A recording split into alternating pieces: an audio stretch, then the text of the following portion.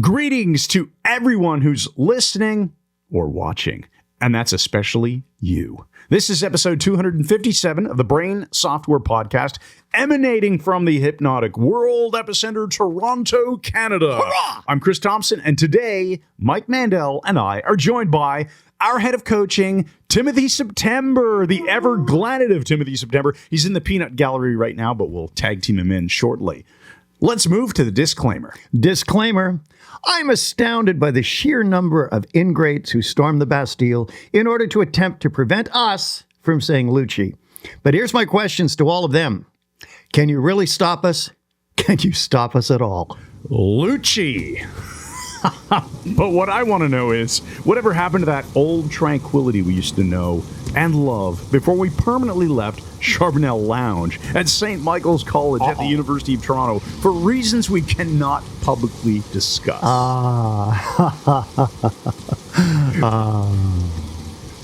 Bite me, cranky Matey.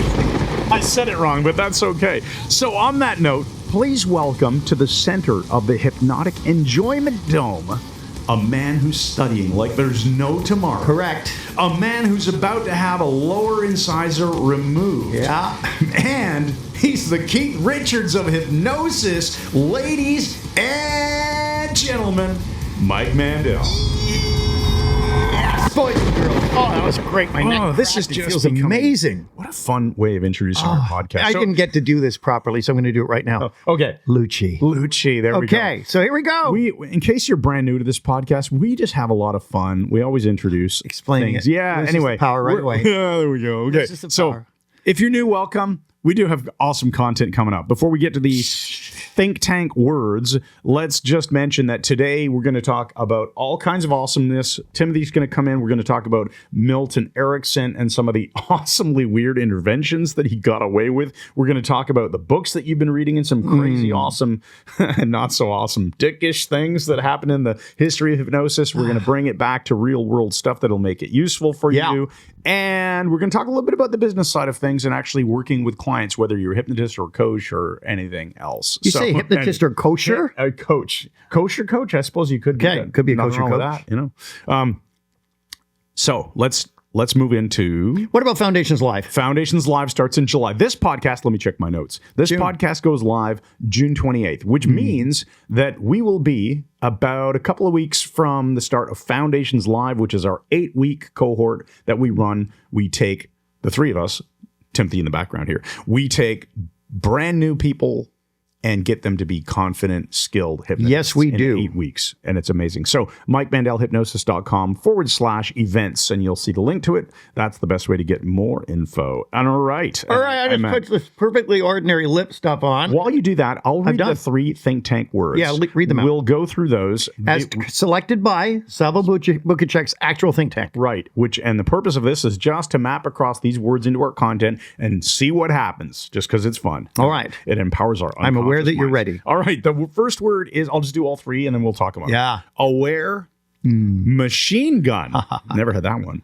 And trap. Okay, and Timothy, you can just like shout at us if you've got anything. In the shoutery, like Jack the Shouter. What does aware mean to you? Aware to me is a number of things. It's situational awareness, which most people lack, where they walk into dangerous situations and stuff. But I'm an Enneagram 8. It's in my nature. Yes. The other one is the fact of being aware of your subject when you're doing hypnosis. And when we have adequate awareness, when we are calibrating the responses, verbal and nonverbal, there is no need for those ridiculously dersative hypnotic depth scales. That is true. And I'm aware that you are no longer out of frame, which is awesome. Thanks, man. Yeah, I moved. I moved. Aware reminds me of calibration in hypnosis. I think I just said that. There you go. I was so unaware that you were talking, so I was planning what I was going to say next. I'm aware that we should maybe move on before we go to the next word and I machine gun you. What is kidding? Machine gun. Well, you know what? I just think of machine gun is sequentially firing bullets, boom, boom, boom, at a high frequency. What do we repetitively do that keeps getting us a better result? So often Target fixation? we say if you do something over and over again and you expect a different result, you're insane. The definition of insanity. Good point. Good point. Well, what about things that do work? Keep doing them. Incrementalism. Yeah. Yes. That's what I think. Yes, that's very good. Well, when I think machine gun, I think Heckler & Koch MP5 for sure. And I'm thinking like really just holding the trigger down. So just like laying down, just I know what you want to say. so much stuff. But the interesting thing about it is I agree with you. It is the repetitive nature of a specific task that can yield phenomenal rewards, which prevents the third word, getting entrapped, falling into a trap of our own lack of glination. And also trigger. If you think machine gun and trigger, Yeah. what small action can trigger a large set of actions? And we Which do this in leads business us- automation, but also, That leads us. Trigger was Roy Rogers' horse. Roy Rogers is dead. He's in a coffin, and so was Dracula. Oh, yes. There we go. Dracula. We brought up Dracula. We managed to do it. Okay, trap. What do you get out of trap? If you do not put garlic flowers on your window, a vampire can get in. If you put them everywhere except one window, he can come in. You can trap the vampire and trap Dracula, and then drive a stake through his heart. That's hilarious. I'm serious. We turned it into a Dracula story. All right. Trap. Yeah, I suppose trap. I don't know. I've got a word you can't turn to Dracula. Okay. Are you up for the challenge? Yeah, sure. Dracula. Just I am a comic genius. done. There we go. It's not, you have to be smart to be this stupid with what we do. I mean, really. I think you're right in a way. All right, Okay, so well, let's dispense with all this. Trap, yeah, we'll just see if trap comes up. All right, so Just see if a trap we'll see if comes trap. up. We'll Put see if under the trap desk comes and a up in our. mousetrap string. Yeah. Whoa. Well, this stuff really All comes right, up. let's go. Let's start with some of our actual content. Okay. And the one I want to talk about, I want to handle this in a very delicate way. So that Hypnosis versus well, the person involved. Not. We have a student, and this happens occasionally when we teach, whether it's live, mostly online. What will occasionally happen is we really require our students to stay with the stuff that we teach. Otherwise, it muddies the water psychologically, and they're practicing totally different things in the practice And rooms. to be clear, we mean hypnosis. We don't mean that you can't bring in something you learned from another hypnosis No, school of into a course not. conversation. Of course you can. Of course. But we're talking But it about should be about hypnosis. Hypnosis instead of, let's say, spirituality. Or stuff that has nothing to do with hypnosis. Right. But people say, well, it does, because that's why we don't teach past lives. That's why we don't teach, muscle testing. Muscle testing I have a huge problem with. And I was trained in it by no less than Dr. Larry Nims. I could do muscle testing. I was pretty good at it. I don't like the fact that some positions put wear and tear on your deltoid muscles. It was something, okay, now resist. You do that for 40 minutes. You want to kill the guy because you can't raise your arm. But the thing I don't like about muscle testing is it is not verifiable, because you are engaging with the other person. There's a whole thing of unconscious attitude. If I want him to get weak at a certain point, I'm going to unconsciously press harder. Or if I want him to resist and be strong, I'm going to unconsciously do that. It is a relationship. It is not telling me anything specifically about the other person. So when someone tells me they're doing muscle testing, and do you want to explain what muscle testing even is for those who don't know? Muscle testing comes from applied kinesiology. And the whole idea is that you grow weak or strong depending on what's happening at that moment, what you're thinking. So they'll test you, say, put your Is your name Mike? Is your name Mike? And they'll press down, say, be strong. So yes, it is. Is your name, Bobby. No, you went weak on that. Now, there's an interchange between the person testing and the other. There is validity to it. It's related to idiomotor signals, which, of course, are idiodynamic in nature, and go all the way back to, here's the study, 1852, with William Benjamin Carpenter, a British physician who wrote on it back in 1852, way ahead of Leslie Lecron. Here's the point. When you say, well, and this very nice man, he said, I'm finding introjects every single time. So his go-to was check for introjects. I said, that shouldn't be your go-to, because they're not always. No, they are always there 100% of the time. So now he's questioning me on something I teach in front of my students. So I have to correct him gently. And he said he tests the Akashic record, which comes basically from Eastern religion, Hinduism, types of Buddhism, that every event is already there and that he can access it by muscle testing him. That's telling him that the person has an introject. Now, okay, that's fine if you want to do that in a spare time or in a different group, but that is so far outside the model we teach, because in our group, we have Christians, Jews, atheists, Hindus, Muslims. We have every kind of person, agnostics, and everybody does not hold the same model of the world. And to impose this on the group is just a mistake, because we're talking about hypnosis. So I apologize if I've offended him. He got kind of irritated, but I have to maintain status quo with our group. So we're teaching hypnosis, and that's what they're practicing. And when we have our class, which begins on Monday, Architecture of Hypnosis. It'll be long over by the time you guys are watching and listening. You missed it. Yeah. Now, having said that, in the class, this typically comes up occasionally with what we call the Taekwondo mistake. Oh, yeah. And that is when we teach British Jiu-Jitsu, we'll be teaching a technique, showing someone how to neck crank someone, slam them through the ground, whatever, axe hand them in the throat. And somebody by that point will say, well, in Taekwondo, we do it this way, and they'll demonstrate it. Now, if we let that go on, somebody else will say, yeah, well, when I studied with so-and-so, he did it in a pressure, and before long, now the class has fanned out into all these different things. I know where this goes. You can't do that. You have to stay with the model. So when we teach in Toronto, we tell that on day one, leave your expertise outside the door, as Derek Balmer used to say. Yeah. It'll be there to pick up when you leave. Buddy, look at this. See, that's a trap. If you, that is a trap right there. We work trap into it. Amazing. I knew it. Fantastic. Because, yes, if you're in a British Jiu-Jitsu class, or let's say if we're in our hypnosis class, we teach something. Well, in my other class, we do it this way. Oh, in my other class, we do it this way. Well, let's go to that class and talk about how we do it. Yeah, I know. They would never permit it. It's like the movie The movie situation. thing. I knew you were going, but I want to talk. there. This is my line. So You do it. the best. Yes, I was saving it. I remember sitting watching a movie with about 6 other people at someone's house back when it was VHS videos, and we're watching this thing. I can't remember what the heck it was. Moderate interest. So we're watching it, and this guy, Jomo, says, "Oh, he was in such and such. No, that was so and so. Oh, what was the film he did with that? Was that the second Godfather?" They get into a big discussion. The film is still rolling. He said, "Oh yeah, it was that film such and such. It was Godfather 2." And I pause and say, "Maybe we should rent that film so we can all talk about this one." One of your best lines ever. Amazing, and that's amazing. a tough. That's up against some pretty good competition, I must say. Thanks, buddy. Thank you. All right, let's get to some serious stuff here. Harry Arons. We got to talk about Harry I'm Arons. not going to do the dick chant, but here's the thing. If you were going to do it, which part of the book would you do? As part of my prep for Architecture of Hypnosis, Chris knows, Timothy knows, I power read anywhere between 30 and about 45 or 50 books. I take 2 weeks to do it. I read and highlight, and I resharpen the blade. We can't bug you for that whole time. Nobody can. Yeah.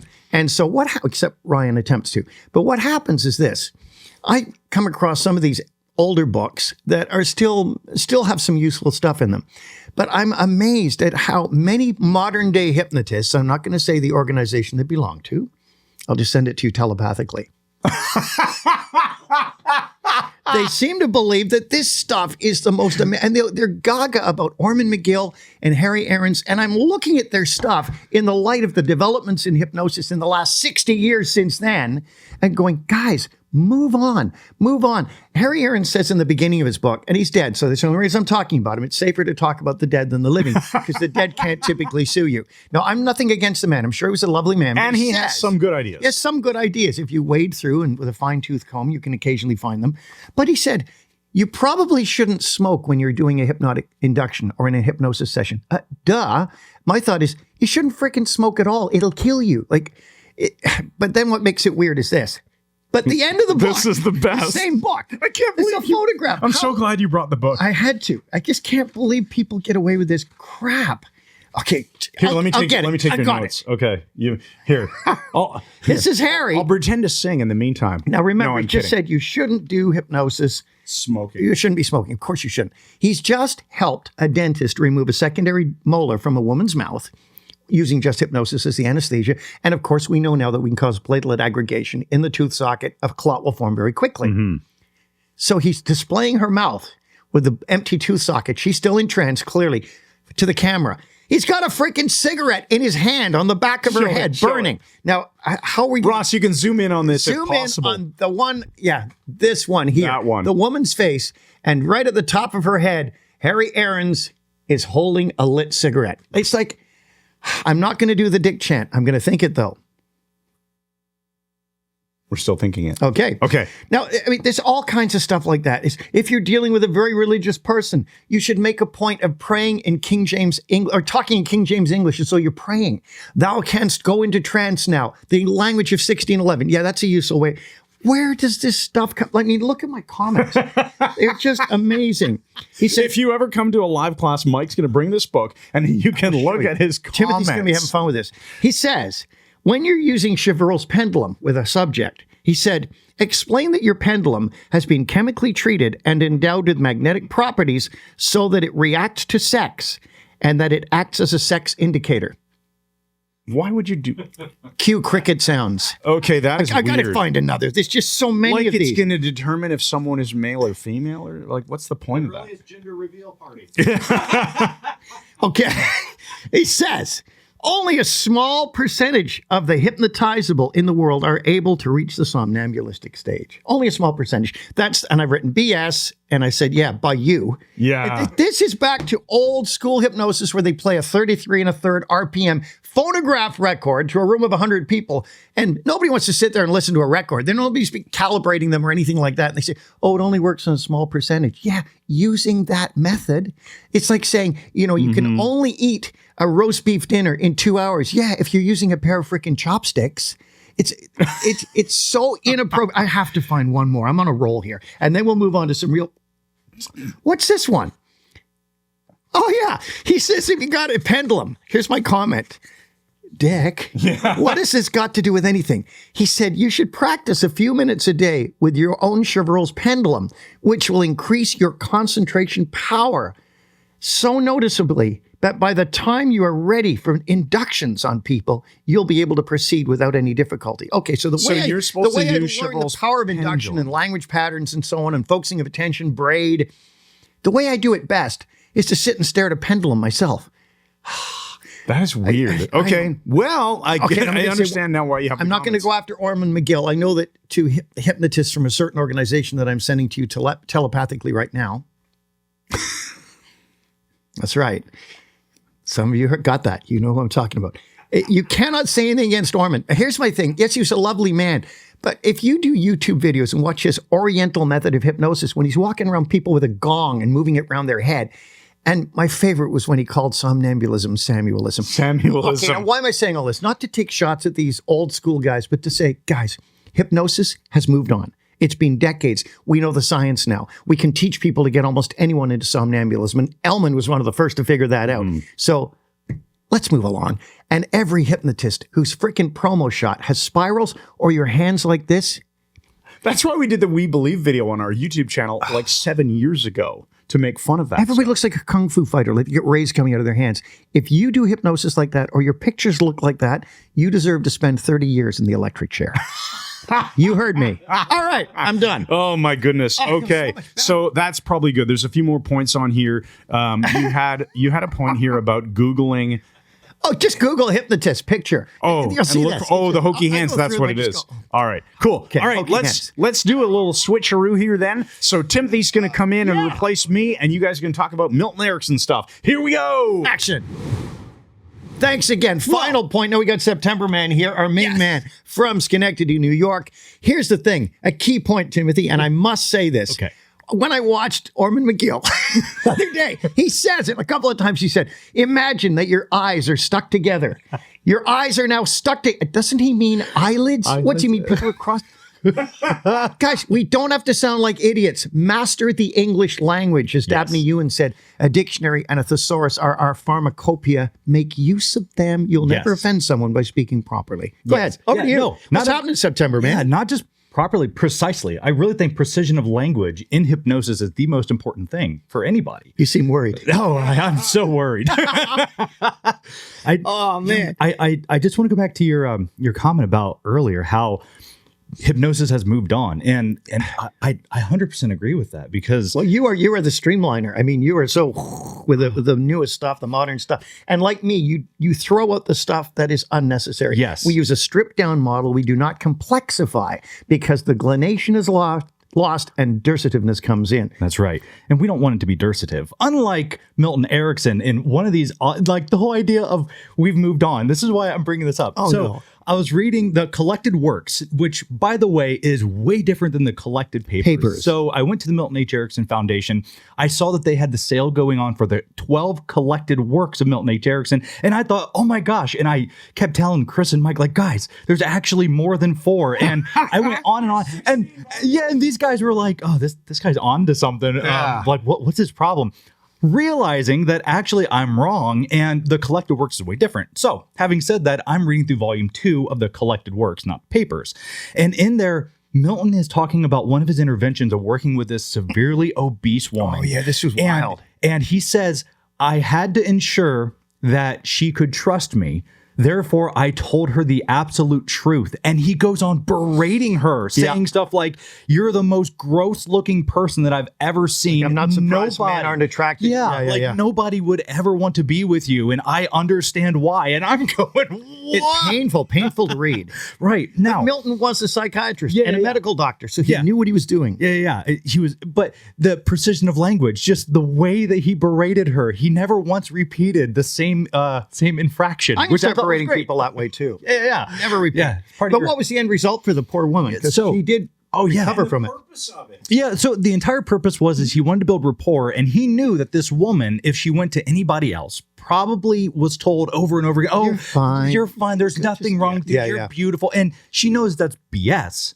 However, he was immediately able to build rapport because all she said was, well, I know that you're telling me the truth, and I'm here to get hypnotized because I think you can help me. Right. And so he immediately put her in a trance, and every week had her go to the library and read certain books. So like at first it was look at all of the people from way back in the day that looked similar to you, whether they're in the Neanderthalic, Paleolithic era or whatever.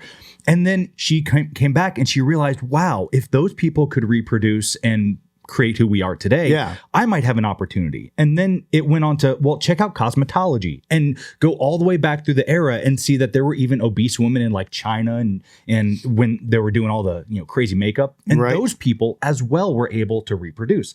And so now he's indirectly suggesting all of these things.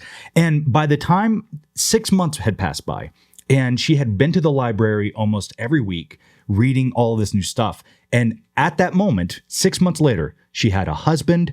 She had lost, I think it was like 100 pounds or something. Yeah, something insanely high. And it was all because of his ability to immediately build rapport and give her the intervention of just figuring it out on her own. And that's the key. Yes. That is the key. And it's obviously, we don't think you should go about insulting people a bit. Not yet, anyways. But he used it as a therapeutic tool to activate her own internal search to make the changes in her life. Now, that's pretty cool.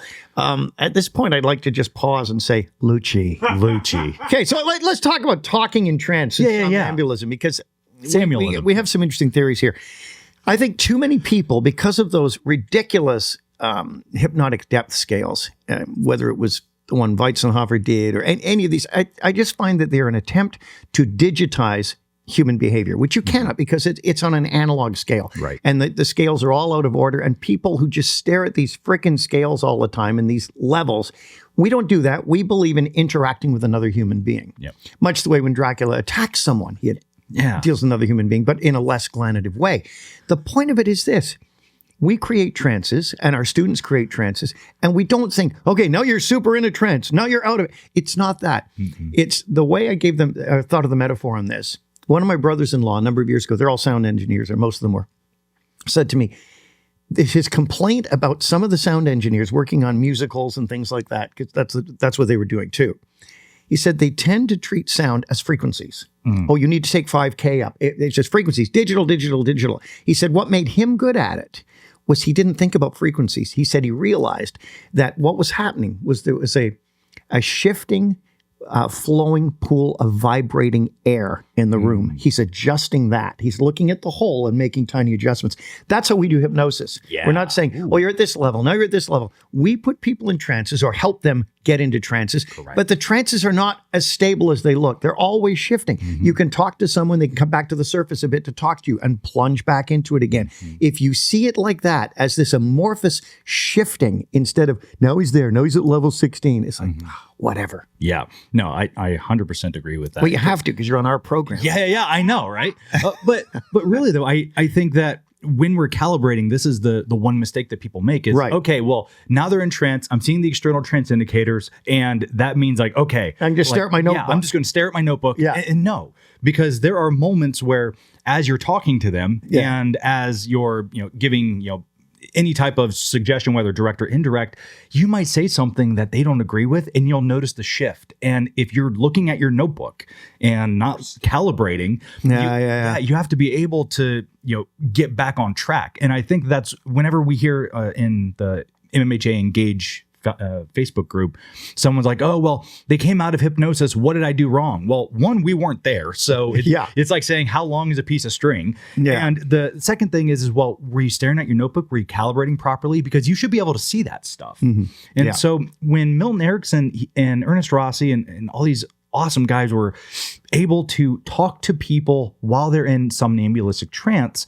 one thing that I discovered, and this is also in Volume 2 book, is that they viewed somnambulism as something that 70%, again, going against what Arison, fucking this guy, that guy, Arons, geez Louise. So when he's talking about how people only a fraction of people can get into somnambulistic trance, Milton actually had the exact opposite. He said that 70% of people can get there. And here's the important distinction, that when someone is in that kind of trance, the modern person cannot notice it. And isn't that the truth? Yeah. And you have to be able to calibrate it. And the only way that you can get good at calibrating is practicing, which what do you got there? I opened it here and it says Dick. Okay, now you're talking about calibrating. This is another Harry Arons quote. I'm going to give it to you exactly. He's talking about working with subjects. So you're talking about calibrating, reading the person, feeding back the psychodynamic loop. And he says, you should avoid, if you can get through this without laughing, you should avoid subjecting the hypnotized person to sudden shocks. The sudden announcement of the death of a loved one, for example, or the declaration that the building is on fire would shock him in exactly the same way as it would if he were in a waking state. Suddenly announcing to someone, oh, by the way, hey, Jimmy, we're going to do this. You come out of trance and, oh, by the way, your parents are dead.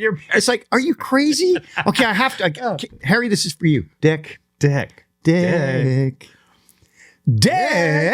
Okay, we're going to go to a special report here. You can cue us in with the line, and then we're going to have Chris Thompson coming on. All right. This is a special report from Hypno North, Meaford, Ontario. Yeah, how are you tonight? Thanks again. Well, there's your old pal Brado here, podcasting all the way into the outskirts of Grey County and the iPhone 5 and reporting on the pathetic state of hypnosis up here in the Great White North. So, Eddard and Duder are happy again now that Billy Dials finally collapsed from exhaustion after chasing those two morons for about 10 days and nights and trying to drive wooden stakes through their hearts and then fill their mouths with garlic and that. But as soon as I brought Billy out of hypnosis, they got a bit of sleep. They went right back to their idiotic get-rich-quick schemes. In this case, it was the zippered condoms they were making because in their view, the only thing wrong with condoms is that they're too difficult to put on and take off, which I can neither confirm nor deny for mostly personal reasons. And the fact that they're advertising the condoms as handmade is not a selling point in my mind because in the unlikely event that I'm rolling on a protophiliac, I don't want Duder's greasy fingers being part of the experience. But here's the good thing about the zipper. I'm sure all the guys listening to this podcast have at one time or another accidentally got their bird caught in the zipper of their jeans. And if you haven't done it yet, I just want to say it's not the kind of experience you'll ever want to repeat, what with the agony and the bleeding and the embarrassment of the hospital and that. So here's the thing. If Eddard and Duder actually sell a bunch of these stupid condoms, there's going to be a fairly large number of zipper-related injuries, and I'm going to position myself as the zipper pain relief hypnosis specialist. So all that to say this might actually work out real well for yours truly. So this has been your old pal Brado saying thanks once again, and good night. All right, we are back. Wow, that was magical.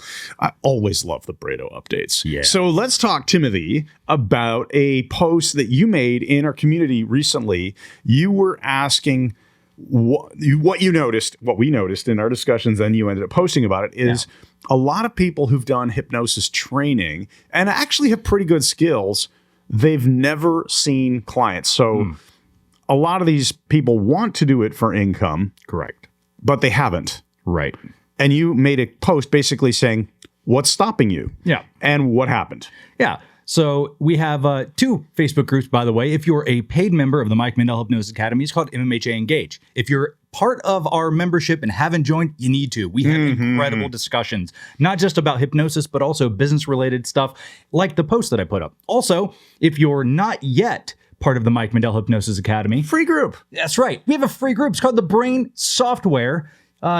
It's got a longer name, but it Yeah. starts with brain software. And there's a Google URL. It is MikeMandelHypnosis.com/free group. All one word, free group. Yes, please Easy to join. find. Easy to find. Yes, Or just yes, search yes. brain software under Facebook groups. You will find it. Hit that join button. That's Make right. sure you answer the 2 questions that are required or are not AI, it's like a Facebook assistant. It'll just reject you. And you Yes. don't want that to happen. Like Dracula. Yeah. He'll reject you. It's not that from the hard. coffin. Yeah.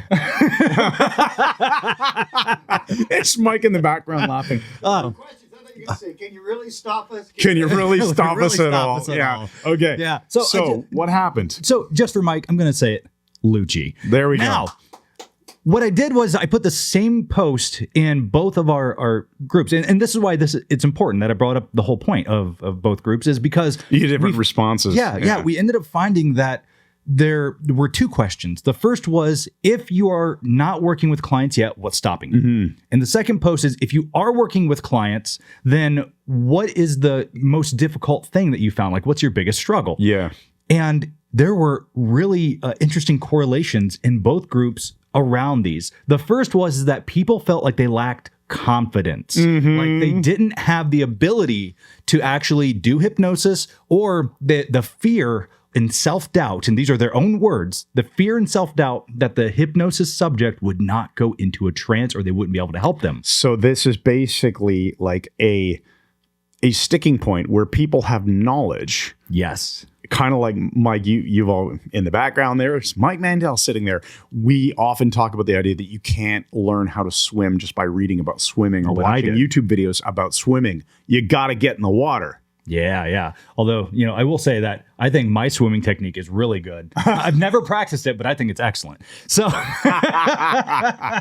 now, having said that, the second question that most people had when it came to either working with difficult subjects or, I am currently working with them, but this is my biggest struggle. It's that they felt like they still had inadequate training. And that was super interesting. Yeah. So that's what we find. A lot of students come to us, to the MMHA, and they've learned from their prior school to read scripts at people or to follow some specific paint by numbers approach, which is, at least the paint by numbers approach is fine for the beginning.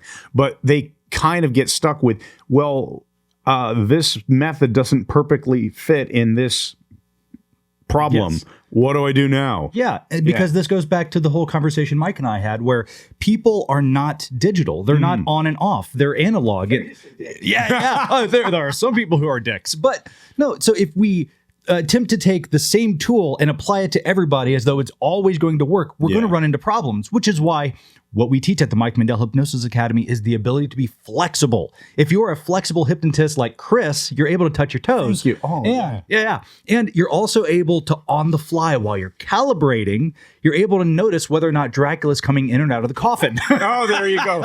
But actually, this is a nice example to come back to that metaphor of comedy, because people go, oh, well, hypnosis, that's some weird thing. Okay, yeah. But if we use comedy as a metaphor, funny people like Mike Mandel can just figure out when there's a comedic opportunity and take advantage of it. They don't have to. They don't have to draw upon some book of jokes and then go, oh, here's an opportunity to tell this very specific joke that I learned years ago that's in my back pocket. No, they make it up on the fly. And the same thing is happening with hypnosis. If you have the principles, you apply the principle at the right time and you shift gears as needed. Yeah. So, Chris, one of the things that we have down here is, well, how do you know when you're ready for clients? Yeah, exactly. Like, how does someone know? Because so the confidence, they have to feel confident. Yes. And they have to, the reason that they're going to feel confident is because they have the skills and they have demonstrated them in some situation, right? So practicing basically is key. So if you join something like the Mike Mandel Hypnosis Academy, we have practice rooms and we want you in there using them. Yes. Because then you will engage with other people and not have to worry, well, who can I practice hypnosis with? My wife or my child or my friends are going to make fun of me and they don't take it seriously, or I don't know anyone who I'm willing to practice with. I don't have the confidence. No problem. Practice with students. And we make it easy because every lesson has a practice kit, which includes a step-by-step guide. And also we ask you to come to the practice rooms with regularly scheduled community hours. Yes. We're going to have a staffed person there to help you. Yeah, and so that's the key, is get the practice in so that you know you have the skills. Yes. All right, so what else?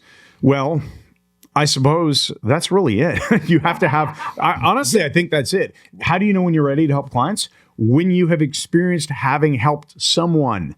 Yes. And I love it. That's great. I think another really important distinction between people that feel like they're ready and maybe they have a lot of practice. Well, it's also overcoming the internal self-doubt that, oh, well, maybe I've been able to help people in the practice rooms, but how do I know I'm ready to start taking paid clients? Language police. Yes. All self-doubt is internal. Yes. All self-doubt is internal, in case you didn't catch Mike shouting that from the Peanut Gallery. Thank you, Mr. Mandel. But what about the external self-doubt? That is not self. Yeah, I hear you. It's early. Okay. Well, what if you dissociating from it? Whoa. It's over there. Whoa. That's the me And over then- there and doubting me over here. Is it? Whoa. That makes me think of those memes with which is the right Spider-Man. You know, they're both pointing at each they're all other. pointing at each other. Yeah. So, okay. So the interesting thing though is going back to my point that if you're taking payment for something, I think this is where people really start to struggle. Yeah. Because they feel as though, well, this person has now paid me for a result and I haven't delivered on it yet. So this goes back to the whole concept of, well, if you always have a hammer, everything's going to look like a nail. Because if you think, well, my teacher only gave me this paint by numbers step-by-step process and it has to work, this person paid me money, so this has to work, then you're going to be inflexible. You're going to have a higher degree of failure, more so than the hypnotist that has a bunch of tools in their toolbox. And that brings us to Pictos, because the same thing applies online. Oh, yeah, for sure. Like if you are a hypnotist and you're ready to start your business, you're ready to start seeing clients. Well, if you only have a website and you have nothing else, do you think that somebody is more so going to come see you? Like, for example, let's say you're a car mechanic and all you have is a website with your phone number, and then that's it. You're expecting people to look at the website and to call you. Whether or not you know what this is, youngsters, if you're watching this. Yeah, do people, or they do this? Here, I got an iPhone. There you It's go. Brado, Right. Brado's iPhone 5. Right. Yeah. Now- how are you tonight? So on that website, Brado, Yeah. if all you saw was a phone number and you called and nobody answered, what is the likelihood that you're just going to sit back and go, okay, they'll call me back? Yeah. No, you're already going to move on. Yeah, there's so many things. Yeah, I think you're making a really good point. When we didn't prep any of this except for a note, it was like, so We're lost in the when sauce. No. people think, oh, if you don't have a like really good, let's say, marketing training or business training, I need a website. Okay, what do you want to put on your website? We see a lot of it's like, hi, I'm a hypnotist. I can help you. Give me a call. Get in touch. And there's no picture of yourself. There's no compelling headline. You don't pass the 6-second test, which we learned from, I think we learned that from Ryan Dice. Yes. The 6-second test is if you get to someone's website, do you understand what they're offering, who it's for, and what action you're supposed to take? And if you can't do that in the first 6 seconds, if you don't land there and go, oh, that speaks to this type of person for this type of problem and outcome, and this is what I'm supposed to do. If that doesn't happen within 6 seconds, they gone. Yes. And so if your website is your digital billboard. Correct. And that's all it is. Yes. It's just a digital billboard. Yes. And if it doesn't have a compelling message, That's right. Really well. it's not very well done. So point being, it's like just as a hypnotist might learn to read a script at someone or follow paint by numbers rather than actually foundational principles of hypnosis. Correct. If all you do is slap up a website with kind of nothing compelling on it, it's that paint by numbers script approach that doesn't really work very well. You've got to actually think about marketing. And if you think about marketing and learn a bit about marketing, which you can do by hanging out with us inside of Pictos, which is awesome. Yes. But, and if you're totally stuck, by the way, we recently rolled out a done for you services. It's closed right now because it's full, but we will reopen it at some point. And that way we can actually teach you stuff and do it for you. Gun. Going back to the machine gun. Yes. No, but that, actually, if you think With about the machine gun. let's take machine gun. We'll go to trigger, and I mentioned it earlier. Business automation, you trigger something. So let's say somebody shows up on your website And one of the biggest lost opportunities is getting that person to fill out a quick form so that you have them in your contact database so that you can follow up with them. And having a little chat widget on your website is a brilliant way to do that. It's built into Picthos, and it's a really, really nice thing to do. You drop a tiny little snippet of code, it's easy to do, or you just click a button that goes, turn it on, and now you have a little chat bot there. And it doesn't have to be live AI or anything like that. It could just be what we use actually at MikeMandelHypnosis.com right now. That's right. Here's what happens. You click the button and it says, what's your name? What's your email address? And what's your question? Your social Once you security submit it, it goes off to Vanessa and you get an immediate reply that says, hey, we got your question. Here was your question. Here's some resources. And you can expect a reply within a few hours or whatever it is. And so you get an immediate response. Your contact's in our database. We can follow up with you. And Vanessa actually answers your question. That's a great thing to do. And you can automate all of that very, very easily. So those are huge. Yeah. So speaking of automation, this is now going back to the original point, right? If all you had was just a phone number and somebody called you and you didn't reply, they're going to find somebody else. They're going to go to the next person on Google. But inside of Picthos, as Chris was alluding to, we have all of the automation tools so that if somebody were to reach out to you, you can immediately send them an email that says, hey, I saw that you called me, or hey, I saw that you sent me an email or a phone call. I just wanted to let you know I'm with another client. I will call you back at such and such a time. Yeah, I love that. Now it pre-prompts them. It seeds the idea that, look, this person. Yes. Is always pre. Whoa. Did you say pre-prompt? I did. Prompting. Yeah. Whoa. You're gonna Brought to you by the Redundancy Department of Redundancy. Yes, we do things because we do things. Tautologies that say nothing. Oh, wait, that's a Whoa. Yeah. So just so that you're aware, check out Picthos.com, Pykthos.com. Picthos. That's right. It's a fake Greek word. I love it. Yes. We bought the domain because it was a made-up word from our podcast years ago. Is that what fake means? A fake made-up word. By the way, I want to let's think about this. This is a great point that Sean Clark taught us. Is let's say you have a plumbing situation in your house. And I'm not saying that it's related to a toilet, because that would be worse. But if it was, you'd go to Google and you'd search plumbers near me or something like that. You'd find Joe the plumber and you call him up and it goes to voicemail. What do? Do you wait for Joe to call you back while your toilet's leaking all over the floor? Yes. Or do you freaking call the next plumber in line? There we go. Mike spells Picthos in actual Greek phonetically on the whiteboard. No, you wouldn't just wait for Joe the plumber to call you back. You'd freaking call another plumber. That's right. So what if you call Joe the plumber, he doesn't answer, and immediately you get a text message that goes, hey, this is Joe the plumber. I'm really sorry that I can't answer the phone at the moment, but how can I help you? If you text me back, someone will get in touch with you. Yeah. Now, problem solved. You engage with So do that. That's something you should be thinking about doing in your business. If you get phone calls from clients, set up missed call text back. It's built into Picthos. It's really easy. Just turn it on. It's done. Yeah. I think that the best thing though is that if Joe the plumber also taught swimming lessons and your house flooded, then you're in good shape. All right. So that's pretty much, I think that's kind of getting to a wrap. Oh yeah, look at that. We're at the 45-minute mark. Exactly where we wanted to be. So do it. How about, we'll switch back to Mike and I, and then we'll close it out, and we'll see you all in the next episode. Ciao. Okay, we've looked at a ton of stuff here, from Picthos and building your business to being confident in what you do, to insulting clients. The ridiculously dersative stuff. Insulting old hypnotists. And I'm not picking on him specifically. There's many, many more I could choose, but I won't, because I'm a nice guy, and that's why I've not mentioned that particular organization, although I am thinking of it again. Telepathically sending are you getting it? You are. I think I might be. Yeah. Yes. Well, you're in line with my telepathic way. Definitely. Yeah. Okay. So, Chris, why don't you give us the empowering question? Here's your empowering question for episode. This has been 257. Peckers of hell. How can that be? We started this podcast in 2012, by the way. So it's not like a lot of episodes a year, but we are at least now consistently every 2 weeks. Sorry, we don't do them every week. We don't have that much free time, but this is absolutely the most enjoyable, stupid part of our careers that we love doing. Might be the most enjoyable part of your career. We're not going to stop. Can you really stop us? Can you Can you stop us at all?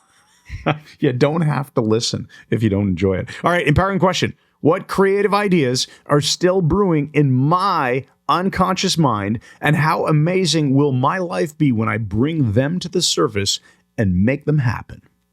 That's right. And I'm going to end with our Metafive, one better than a metaphor, on the fly, because I'm going to actually use metaphor progression. Not a story of something that happened, a story of something that will happen. Oh. Because this year, in October, September Man, Chris Thompson, me, and Michael C. Anthony, up north at his amazing cottage. Loads of laughs, a lot of music, a lot of shouting, a lot of laughing. Maybe guitar. That's going to happen in the future. That's right. All right, everybody, thank you for listening. Make sure you head on over to MikeMandelHypnosis.com. Yeah. And as Timothy mentioned, make sure you go and join our Free Brain software group if you're a Facebook user. If you're not a Facebook user because you hate Mark Zuckerberg or you have other problems with it, that's your fine. That's cool. But you don't need to email us and tell us that we should put the group on Discord or anything like that, because we're not going to do it. No, it's on Facebook. If you're not on Facebook, that's okay. That's okay. But if you are on Facebook, most of you are, MikeMandelHypnosis.com/free group. All one word, free group. There are no spaces in URLs. Right. And thank you for not interrupting the URL, which is awesome. So check out the free stuff we've got for you on our website. We've got our podcast, got our blogs, our YouTube channel, all kinds of awesome free stuff. Brilliant. You don't ever have to give us money to learn cool stuff. What, never? Join our free group. No, you don't have to. Some of you will choose to, and that's the whole point of marketing, free content. And those of you who like us will like us. All right. And we love you. We'll see you in the next episode. Thanks once again. And good night.